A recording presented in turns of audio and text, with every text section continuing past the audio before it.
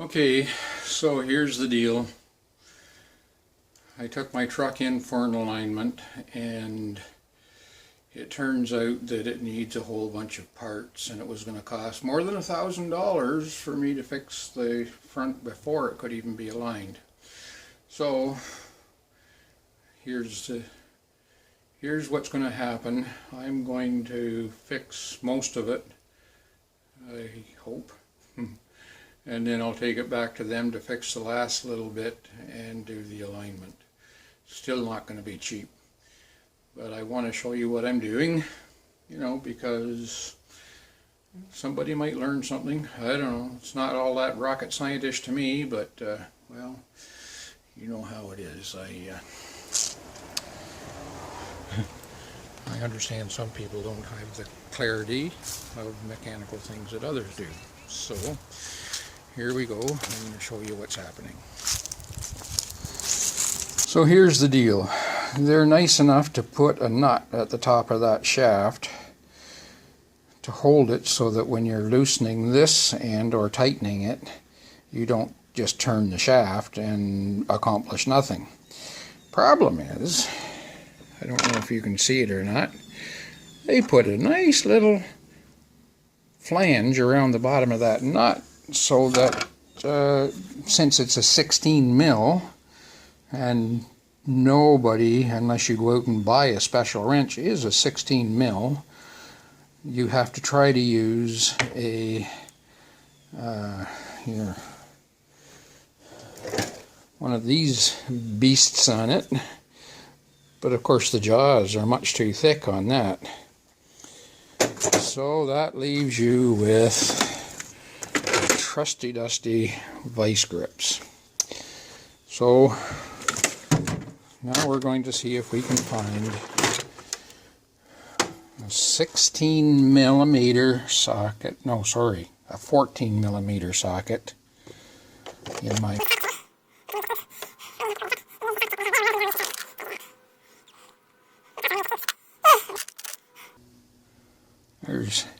There's a 14 mil right there. Only trouble is it's a 12 point. I want a 6 point. There's an ancient 14 mil socket right there. As old as the hills and twice as grassy. Made in Taiwan, but it certainly is a 14 mil 6 point. We're going to see if we can get the top end of the right side apart. Be back at you. So, as it turns out, the one that's on the truck has a 15 mil nut on the top. And of course you have to use a deep socket because of the length of the shaft coming through. And of course you can see, oh my, can you? Oh, kind of, yeah. That I had to put vice grips on the top of the shaft to keep it from turning. But it looks like it's going to come out. As you might witness, it's tight because of rusted threads, but I think it will do it. Well, it was doing it. Now, of course, we've got spinach happening. My goodness, it's bright in there. See how that's turning? I gotta tighten that thing. Okay, here we go. Alright, so you'll be happy to know that the top one came off quite nicely. It's off, and the pressure is off the rubber mounts. There are new ones of those to replace them. And now we're going to try the bottom one that you can see the nut right there. And to do that, I'm going to use this fat boy and see. And it's on reverse, and we're going to stick that on there and see if it'll take it off or not.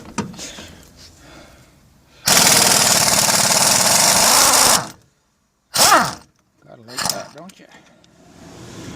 Oh yeah. Alright, so I'll go fetch the new one and we'll see if we can get it in there. Okay, so there you can see the top end back together. Now that end isn't tightened yet. I want to wait until I have this end, which is just sitting there in place right now. Oh man, it's hard to see, isn't it? Just sitting in place right now. I'm going to put some upward pressure on the bottom of that shock mount to take the stress off the threads, and then I will simply use Fat Boy here to drive the nut back into place, and then we'll tighten the top up, or the bolt, sorry, back into place. Okay, so I spared you the noise this time, but the bottom end is tightened back into place, snugged up good, and I'm going to tighten the top end as much as I can without it turning, hopefully. And I just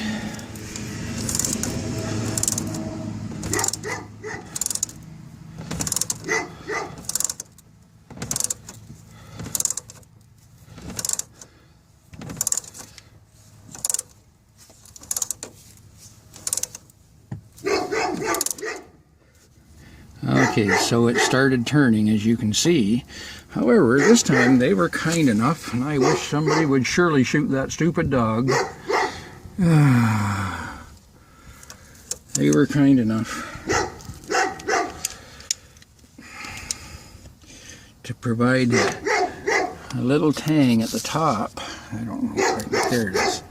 At the top of that shaft that I can clamp onto with something, and in this case I'm just going to try to put a pair of vice grips on that tang at the top so that the shaft won't turn, since I don't have a wrench of the appropriate size for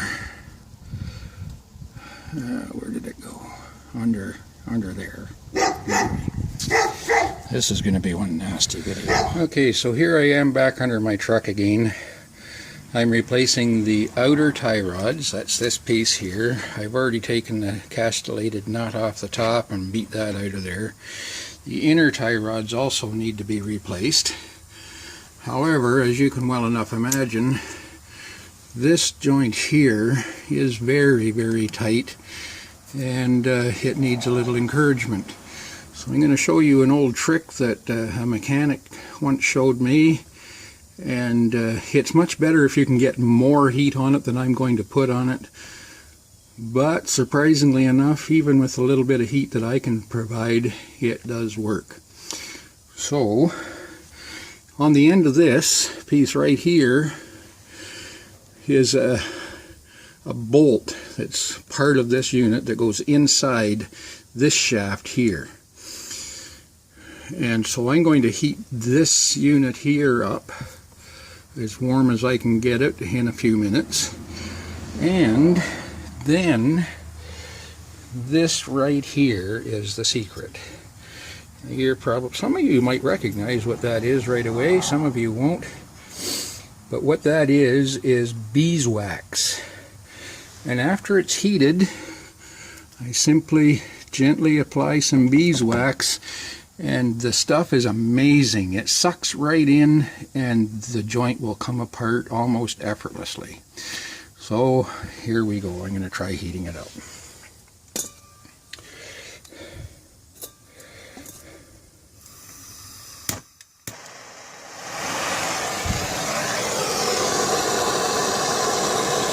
The hottest part of the flame is at the tip of those blue flames.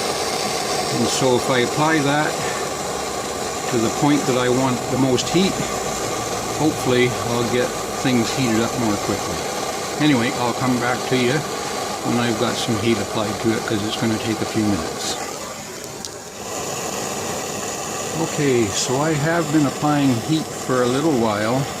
I'm going to try putting the beeswax on it now, and you'll see that it doesn't take very much. I'll give it a try here. Just give me a second while I shut off the torch here. And I take my beeswax and I very carefully just let a little bit of it melt right there. You see how that's spreading?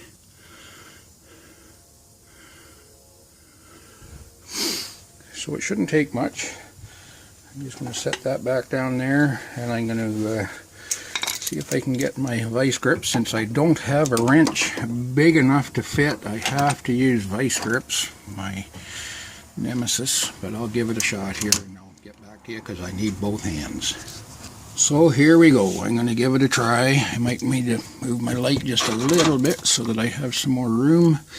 And I'm going to put some force on it, and there it comes. Just as easy as that. Now, I can take my vice grips off. And on this end, see how that's just a ball in there? And it's worn out so bad that it needs to be replaced, but there's enough tension on it that I can turn that thing off effortlessly. Isn't that amazing? A little bit of heat and some beeswax.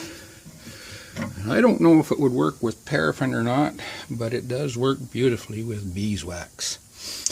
So there's the inner and outer tie rod, and I'm not even going to bother taking the outer off because I'm replacing both. So that's the left side. I've already done that's the right side, I'm sorry to say. I've already done the left side, and it goes back together, basically the reverse of it going on. I may show you, or I may not. Anyway, have a nice day. So here's a little tidbit for you. I replaced the shock absorbers in the front and the inner and outer tie rods, and the upper and lower ball joints, and had it taken for an alignment.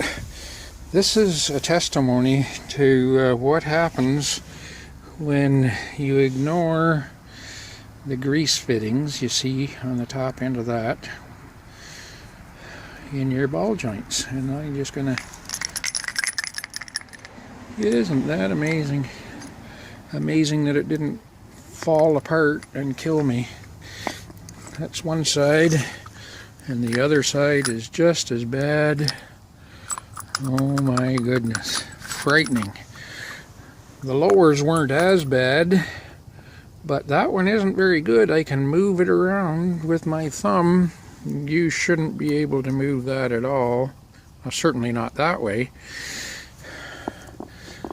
This one, although it's bad, I can't move it with my thumb. So if you think that not greasing your vehicle is okay, well, here's a side note that you need to take care of the maintenance or take your life in your hands. Anyway, my truck is safe once again, about $1,000 later.